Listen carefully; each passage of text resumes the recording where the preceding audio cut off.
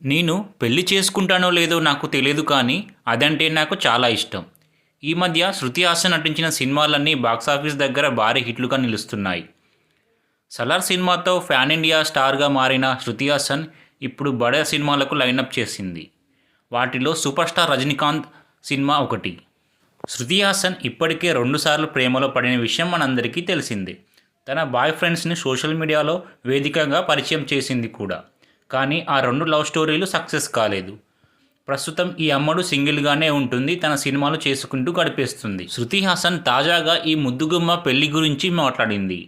Social మీడియాలో అభిమానులు అడిగిన ప్రశ్నలకు సమాధానం ఇచ్చింది.